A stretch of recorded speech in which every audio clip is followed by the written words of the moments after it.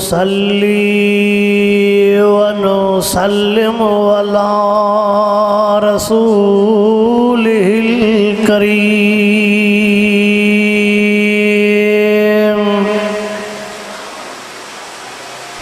अम्मा बादु फ़अऊज़ु बिल्लाहि मिनश शैतानिर रजीम।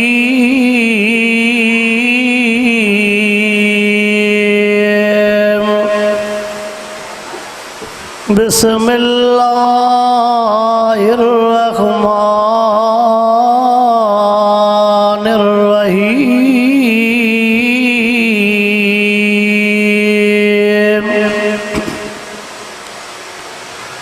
इन्ना नहनु नज़्ज़लना ज़िक्र व इन्ना लहू लहाफ़िज़ून।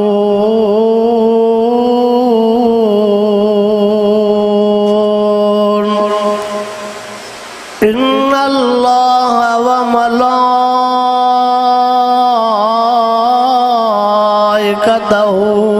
युसल्लूना अलन नबिय्य या अय्युहल्लज़ीना आमनू सल्लू अलैहि व सल्लिमू तस्लीमा।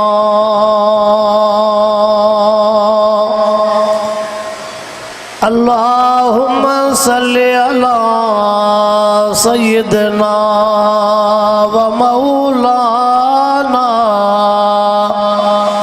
मुहम्मदिन व अला आलिहि व अस्हाबिहि व अज़वाजिहि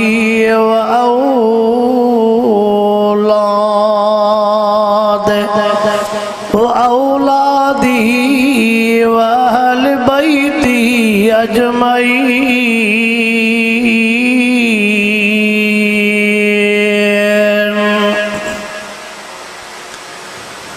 मुझे मोहतरम दोस्तों, बुजुर्ग भाई भाइरो,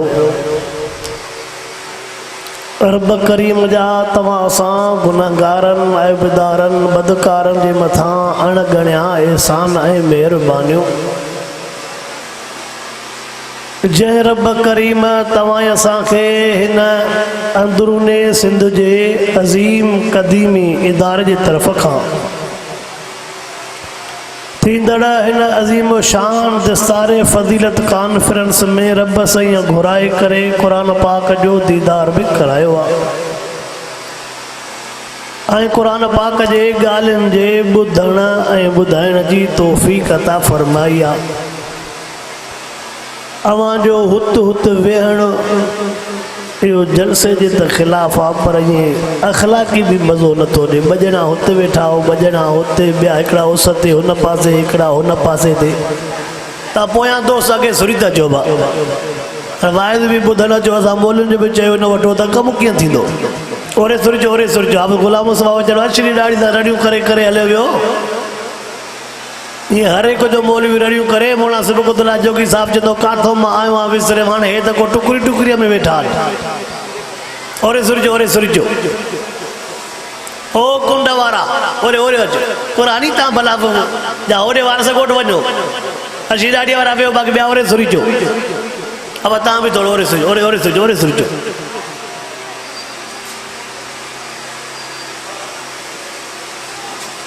ओड़न के भले उस ते विहारियो बाक़ी नौजवान सुरिजो। अल्लाहुम्मा सल्लि अला सय्यिदना व मौलाना मुहम्मदिन व अला आलिहि व अस्हाबिहि व अज़वाजिहि व औलादिहि व अहलि बैतिहि अजमईन। अल्लाह रब्बुल आलमीन खां दुआ या त रब्बुल आलमीन समूरन इदारन के क़यामत ताईं आबाद ऐं शाद करे। उन्हनि इदारन सां गॾोगॾु मुंहिंजो मादरे इल्मी इन इदारे के भी अल्लाह सही शल आबाद ऐं शाद फरमाए। इन इदारे जी जन ज़मीन ॾिनी अल्लाह उन्हनि जे क़ब्रुनि खे जन्नत जे बागनि मां बाग बणाए।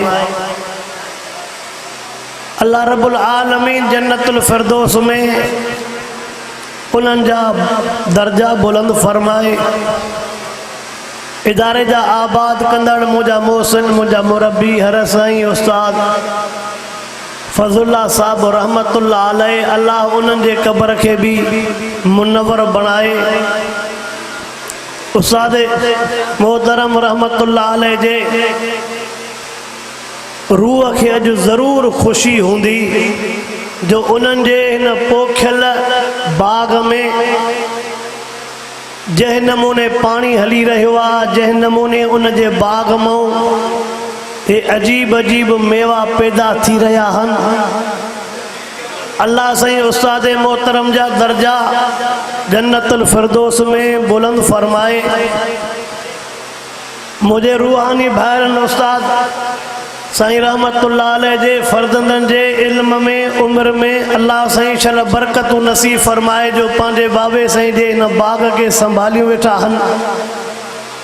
शल रब्बुल आलमीन इन नौजवाननि खां ईअं ई दीन जो कमु वठंदो जीअं संदन वालिद मोहतरम उस्ताद साईं रहमतुल्लाह अलैह खां रब साईं दीन जो कमु वरितो। मामा सॼे ॻोठ वारनि खे इहो अर्ज़ु रखंदुमि जीअं अवां उस्ताद साईं रहमतुल्लाह अलैह सां जानी माली ताउन कंदा हा, तीअं ई मुंहिंजे हिन रूहानी भाइरनि सां अवां जो जानी माली ताउन रहंदो। ऐं मां उन्हनि आलमनि सगोरनि खे दिलि जे गहराइनि सां लख लख मुबारकबाद चवां थो जिन 10-12 साल गोॾा भनी करे उस्तादनि जे साम्हूं नबवी इल्म जी तकमील कई। उन्हनि तालिबनि जे वालिदैन खे लख लख मुबारकूं हुजनि जिन हेड़े दजाली दौर में, फिरौनी दौर में, इन महांगाई वारे दौर में पाण मेहनतूं करे, पाण पतोड़े बच्चन खे इल्म नबी भी पढ़ाई करे अज दस्तार बंदी जे लायक बनायो। उन्हनि उस्तादनि खे भी लख लख मुबारकूं हुजनि जिन उस्तादनि जी मेहनत अज अवां जे साम्हूं नज़र ईंदी दस्तार बंदी वारे मौके ते। ऐं उन्हनि मुआवलिन खे भी लख लख मुबारकूं हुजनि। उन्हनि जो पैसो सजाई जाइ ते ख़र्च थी रहियो आहे, अजाई जाइ ते ख़र्च न थी रहियो आहे। इहे गुलाब जा गुल तैयार करण में उस्तादनि जो हथ आहे, अबे अम्मा जो हथ आहे, उन्हनि मुखैर हज़रात जो हथ आहे, ख़ुदि उन्हनि तालिबनि जे मेहनत जो हथ आहे। ऐं अवां हीअ ॻाल्हि सम्झो, अवां तजुर्बो कयो हूंदो,